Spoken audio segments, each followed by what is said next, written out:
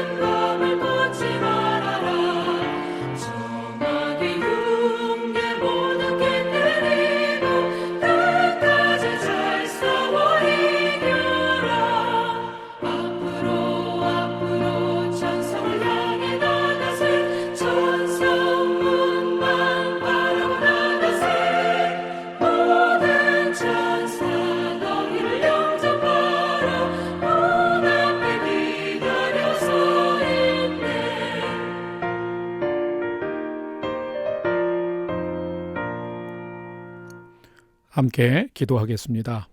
하나님, 오늘도 저희 인생의 새 날을 허락해 주셔서 감사합니다.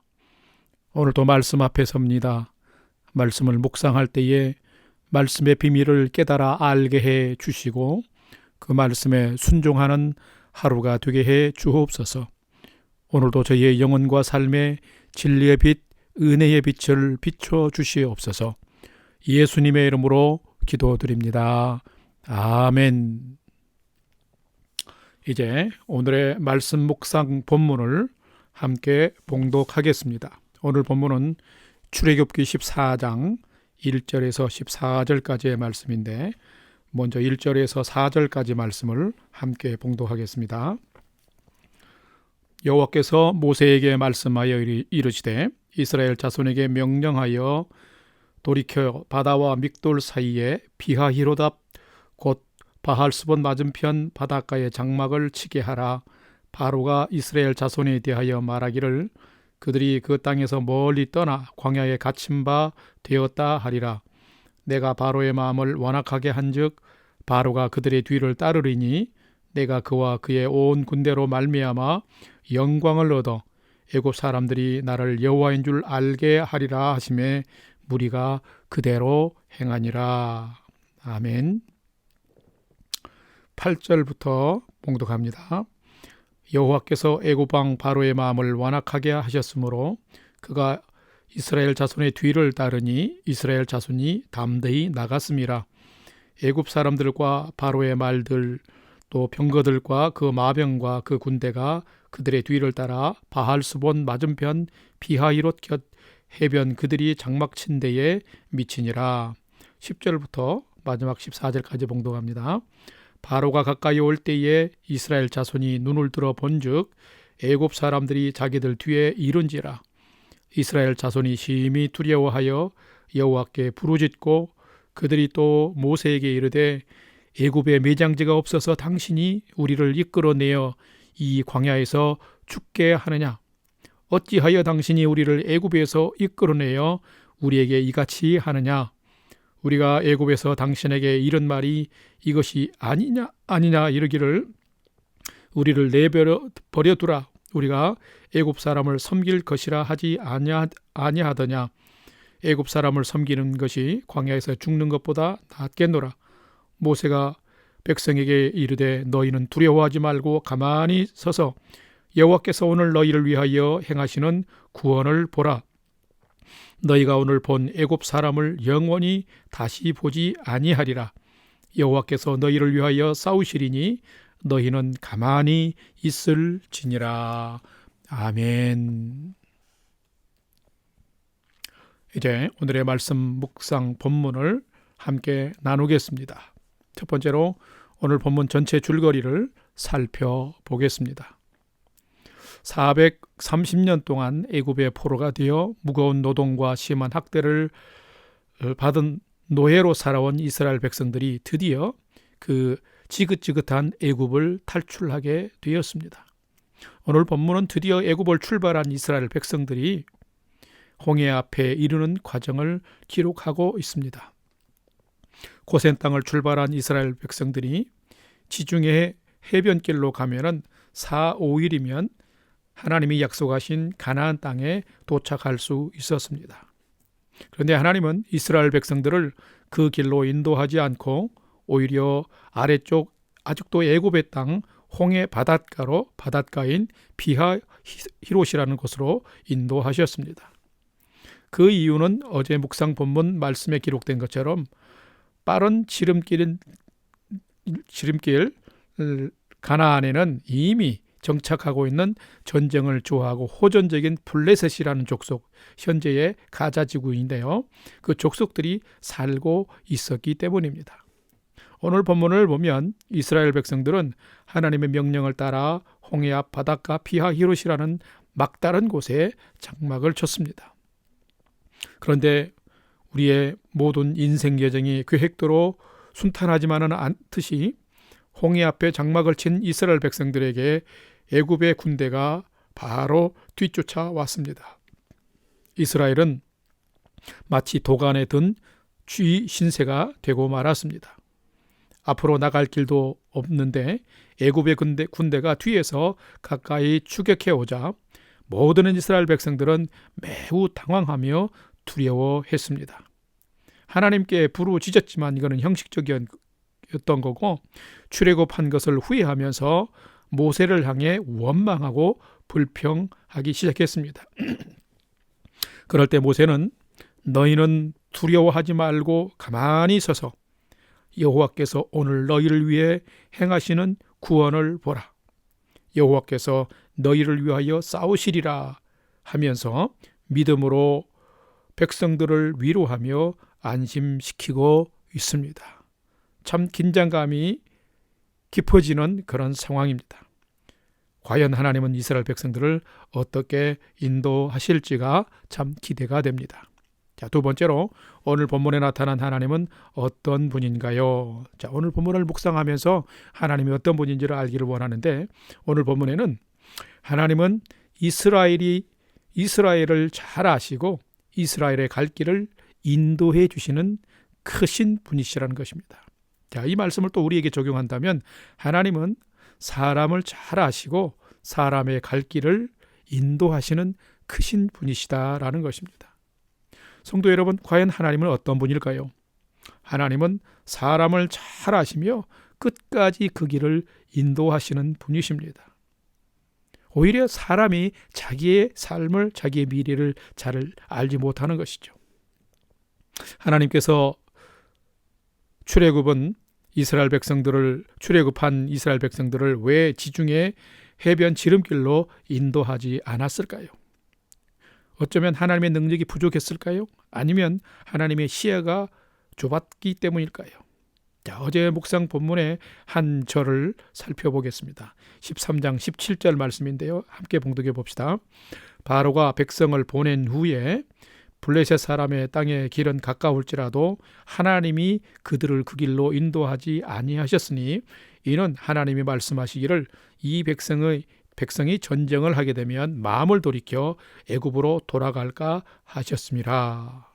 여러분, 블레셋 그 고센 땅 람세에서 출발했을 때 가나안으로 가는 길은 해변길이 훨씬 가깝고 지름길이었어요. 그런데 분명히 17절에 보면 하나님이 그 길로 인도하지 않으셨다는 거예요. 왜냐하면 아까 전체 줄거리를 나눌 때도 말씀드린 것처럼 그 해변가 위쪽에는 그 가나안 땅의 그 입구 쪽에는 강력한 군사력을 갖춘 블레셋이 있었기 때문입니다. 당시 이 블레셋 족속은 청동기 문명의 강력한 막강한 군사력을 갖추고 있었습니다. 그런데 이스라엘 백성들은 목축업의 문명 수준이었어요. 그래서 막강한 군대를 가진 블레셋과 전쟁하면 필패입니다. 필패만 되면 되는데 민족도 파멸할 수 있는 그런 상황이었습니다. 하나님은 이것을 잘 아셨습니다. 그래서 지중해 해변의 지름길이 아닌 아래쪽 홍해길을 택하셨습니다. 그것은 이스라엘 백성들에게 전쟁이 나면 위험한 일이 생기면 자꾸 과거로 돌아가려고 하는 연약함이 있는 것을 아셨기 때문에 그런 연약한 이스라엘을 보호하시고자 함이었습니다. 자, 뿐만 아니라 이 출애굽의 루트를 변경한 하나님의 생각 계획에는 사람의 생각과 능력을 초월하신 하나님, 전능하신 하나님이 가지신 계획이 있었습니다. 큰 계획이었습니다. 그것은 하나님은 애굽에서만이 신이 아니라 애굽에서만 역사한 신이 아니라 믿는 자들이 있는 곳이면 어느 곳에든지 큰 능력과 역사를 행하시는 분이 여호와 하나님이심을 이제는 가나안 땅에도, 약속의 땅인 가나안 땅에도 알게 하여서 하나님이 택하신 이스라엘 백성들을 약속의 땅 가나안으로 잘 인도하시고자 하는 계획을 가지셨던 것입니다. 자, 그 마음을 오늘 본문 4절 말씀에서는 이렇게 기록합니다. 함께 봉독해 봅시다. 내가 바로의 마음을 완악하게 한즉 바로가 그들의 뒤를 따르리니 내가 그와 그의 온 군대로 말미암아 영광을 얻어 애굽 사람들이 나를 여호와인 줄 알게 하리라 하시매 무리가 그대로 행하니라. 여러분, 이스라엘 백성들을 보내라 했을 때 이 바로 왕은 10번이나 거절했습니다. 그럴 때 10번째 애굽의 모든 장자의 죽음을 참혹한 그 심판을 받고 난 이후에야 이 바로 왕은 이스라엘의 하나님 여호와가 전능한 하나님, 큰 하나님인 줄 알고 포기하는 마음으로, 항복한 마음으로 이스라엘 백성들을 보냈던 것입니다. 이제 하나님은 어느 누구도 할 수 없는, 이젠 앞에 막히고 뒤에서 바로의 군대가 쫓아오는 엄청난 그런 위기의 상황 속에서 하나님만이 하실 수 있는 큰 일을 계획하고 계셨는데 그것이 바로 우리가 잘 아는 홍해를 가르는 일이셨습니다. 여러분, 하나님은 우리의 생각과 능력을 뛰어넘어서 큰 일을 계획하시면서 우리를 인도하고 계십니다. 혹시 여러분, 내 인생이 내 생각과 계획대로 진행되지 않는다고 믿는 믿음 안에서도 절망하며 살지는 않습니까? 아니, 어떨 때는 하나님께서 내게 큰 은혜를 베풀지 않는다고 하나님께 불평하며 살지는 않습니까? 살아갈 때는 자기 마음대로 살면서 삶의 결과가 내 기대와 또 다르고 실망스러우면 성급하게 하나님을 원망하지는 않습니까? 하나님은 절대로 인간과 같이 작은 분이 아닙니다. 하나님은 오히려 큰 능력과 계획 안에서 나를 생명의 길로 인도하시고 우리를 생명의 길로 인도하시는 분이십니다. 그렇기 때문에 우리는 그 하나님의 뜻을 더 잘 알고 믿음으로 잘 따라갈 수 있도록 인도해 달라고 겸손하게 믿음으로 늘 기도해야 합니다. 왜요? 하나님은 사람을 잘 아시고 사람의 갈 길을 인도하시는 분이시기 때문입니다. 하나님은 내가 볼 수 없는 그 너머까지 보고 계시면서 우리를 인도하시는 분이십니다. 이런 하나님을 우리가 잘 믿고 살아갈 수 있기를 소망합니다. 세 번째로 오늘의 말씀이 내게 주시는 교훈은 무엇인가? 두 가지로 오늘 교훈과 메시지를 찾아보겠습니다. 첫 번째는 참된 성도는 어려운 일, 고난을 만나면 불평하고 원망하기보다 자기 자신의 마음과 입술을 제어할 줄 알아야 합니다.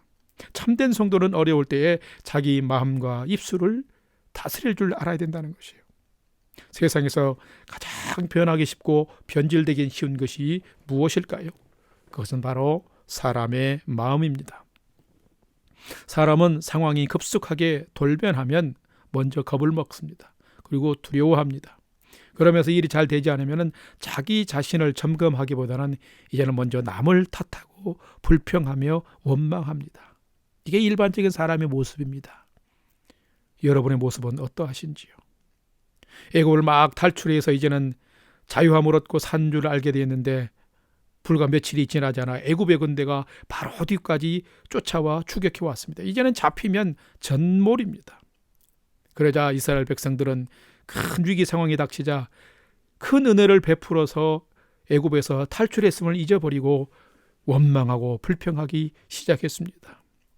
오늘 출애굽기 14장 본문 11절 12절에 보면 이렇게 기록이 되어 있는데 12절 말씀을 함께 봉독합시다. 우리가 애굽에서 당신에게 이런 말이 이것이 아니냐? 이르기를 우리를 내버려 두라. 우리가 애굽 사람을 섬길 것이라 하지 아니하더냐? 애굽 사람을 섬기는 것이 광야에서 죽는 것보다 낫겠노라. 이것보다 먼저 11절 말씀에서 이스라엘 백성들은 뭐라고 그랬습니까? 어찌하여 우리를 광야에서 죽게 하느냐? 애굽에 매장지가 없어서 그랬냐? 하고 따지고 불평하고 원망했는데 11절 말씀에 보면 뭐라고 그랬습니까? 12절 말씀에 보면은 우리를 가만히 내버려라. 이제 우리가 차라리 죽고 멸망하기 싫은데 우리가 오히려 애굽 사람을 섬기리라. 또 애굽을 섬기고 애굽 사람을 섬기겠다는 다시 그 우상의 소굴로 돌아갈 수도 있겠다. 너무나 쉽게 불평하고 원망하며 무너지는 이스라엘 백성들을 볼 수 있습니다. 불과 며칠 전에 애굽에 내린 장자 죽음의 큰 재앙에서 자신들의 장자를 보호해 주시고 그것을 통해서 포로에서 탈출시켜 주신 하나님의 큰 능력과 은혜를 너무도 빨리 잊어버린 것입니다. 상황이 어려워지니 하나님을 의심하고 모세를 심히 원망합니다. 애굽의 매장지가 땅이 없어서 광야에서 죽게 하느냐? 차라리 애굽 신을 섬기고 애굽 사람에게 노예로 사는 것이 더 좋겠다라고 하며 아예 막말을 하는 것입니다. 사랑하는 성도 여러분, 여러분의 삶은 어떤가요? 삶이 조금 어려워지고 괴로우면 은혜를 까먹고 하나님께서 막말로 불평하지는 않나요? 원망하지는 않나요? 성도는 누구입니까? 성도는 고난의 때에도 주님의 은혜를 잊지 말고 묵상하며 하나님이 우리의 시선 너머로 더 큰 계획을 가지고 선한 길로 선한 역사를 일으키시며 인도해 가시는 분임을 우리는 믿고서 하나님 나를 선하게 인도하여 주옵소서 하고 기도하는 자가 되어야 됩니다. 불평과 원망의 상황에서도 자기 자신의 마음과 입술을 제어하며 기도할 줄 아는 자가 바로 참된 성도인 것입니다. 두 번째로 주시는 교훈과 메시지는 참된 성도는 하나님을 바라보며 하나님의 역사를 믿음으로 선포할 줄 아는 사람이라는 것입니다. 모세는 참으로 난처하고 어려운 때에 은혜와 역사의 주님을 신뢰하며 백성을 격려하고 위로합니다. 자, 오늘 본문 13절, 14절 말씀인데요. 이 두 절의 말씀은 오늘 우리 모두에게 주시는 요절의 말씀입니다. 같이 봉독해 봅시다. 모세가 백성에게 이르되 너희는 두려워하지 말고 가만히 서서 여호와께서 오늘 너희를 위하여 행하시는 구원을 보라. 너희가 오늘 본 애굽 사람을 영원히 다시 보지 아니하리라. 여호와께서 너희를 위하여 싸우시리니 너희는 가만히 있을지니라. 아멘. 하나님은 이런 분이십니다. 믿는 자만이 이런 하나님을 경험할 수 있습니다. 그러므로 우리도 장성한 믿음을 달라고 많이 기도해야 됩니다. 하나님을 하나님으로 믿고 신뢰하며 따라가는 것이 무엇이냐? 그것이 진정한 믿음입니다. 내 삶 속에 은혜 베푸시고 역사하시는 분이 하나님이십니다. 믿음으로 나아가면 내가 싸워야 할 일에 하나님이 대신 싸워주시고 나의 삶을 열어가 주십니다. 할렐루야. 이것이 은혜입니다. 어렵고 힘든 일을 만날 때면 하나님을 찾고 기도하기보다 먼저 불평하고 원망한다면 이제는 이런 삶을 돌이켜서 회개하고 새로운 믿음의 자세를 가져봅시다. 오늘 모세가 선포한 메시지가 바로 하나님이 우리에게 원하시는 삶인 것입니다. 너희는 두려워하지 말고 가만히 있어서 여호와께서 오늘 너를 위하여 나를 위하여 행하시는 구원을 보라. 여호와께서 너를 위하여 나를 위하여 싸우시리니 너희는 가만히 있을지니라. 바로 믿음으로 붙드는 하나님은 이런 하나님이십니다. 성도는 살아계신 하나님을 바라보며 하나님의 일하심을 선포하며 믿음으로 사는 자입니다. 그러면 그 믿음대로 하나님이 은혜 베푸시고 역사해 주십니다. 성도의 믿음의 수준, 신앙의 수준은 언제 어떤 상황에서 그가 무엇을 바라보느냐에 따라 다릅니다. 오늘도 믿음의 눈을 떠서 역사하시고 생명의 길로 인도하시는 주님을 바라보며 주님이 일하시고 주님이 행하시는 구원을 가만히 기도하며 믿음으로 잠잠히 바라보며 경험하며 살아가는 은혜의 백성들, 믿음의 삶이 되시기를 주님의 이름으로 축복합니다. 다 같이 기도하겠습니다. 인간의 생각과 계획보다 훨씬 크신 하나님, 늘 하나님의 말씀에 순종함으로 하나님의 구원의 역사와 은혜를 누리는 자로 살게 해 주옵소서. 작은 저의 욕심과 계획으로 하나님을 한정하지 않게 하옵소서. 삶의 결과가 내 뜻과 다르다고 하나님을 의심하고 불평하지 않게 하여 주옵소서. 하나님의 사람 모세처럼 오늘도 하나님을 찾고 구하고 선포하면서 하나님께서 나를 위해 역사하심을 경험하는 복된 은혜의 한날 살도록 인도해 주옵소서. 이제는 우리 구주 예수 그리스도의 은혜와 하나님 아버지의 지극하신 사랑하심과 성령님의 감화 감동 교통 충만케 역사하심이 늘 불평하고 원망하는 이스라엘 백성 같은 삶이 아니라 모세와 같이 늘 하나님을 찾고 구하고 선포하며 오늘 또 그 하나님의 역사하심을 경험하며 살기를 결단하는 아침 경건의 시간에 참여한 모든 성도들 머리 위에 이제로부터 영원토록 함께 하옵시기를 간절히 축원하옵나이다. 아멘. 이제 찬양이 연주되는 동안 오늘 주신 말씀과 기도 제목을 가지고 믿음으로 함께 기도하겠습니다. 첫 번째로는 시시때때로 변하는 상황과 환경 속에서 불평 원망하기보다 오늘은 더 감사하며 살게 하소서. 모세처럼 어떤 상황에서도 하나님의 일하심을 믿음으로 신뢰하며 믿음으로 하나님의 역사를 선포하며 살게 해 주소서. 두 번째는 영락교회 공동체와 우리 성도님들을 평강으로 지켜주시고 성전 예배와 평온한 일상을 속히 회복해 주옵소서. 세 번째로는 나와 가족과 자녀들이 믿음의 표대를 가지고 예수님이 기뻐하는 믿음의 삶을 잘 살게 하여 주옵소서. 오늘도 나의 중보기도가 필요한 부모, 형제, 이웃, 선교지, 복음 증거자들을 위해서 오늘도 우리가 함께 믿음으로 기도합시다. 우리가 믿음으로 간절히 역사하시는 하나님께 기도하면 성령께서 놀라운 풍성한 소망의 위로와 또 은혜를 기도 시간 가운데 허락해 주실 줄로 믿습니다. 세 가지 기도 제목을 가지고 우리가 간절하게 믿음으로 한 5분 정도 함께 기도하겠습니다. 다 같이 기도하겠습니다.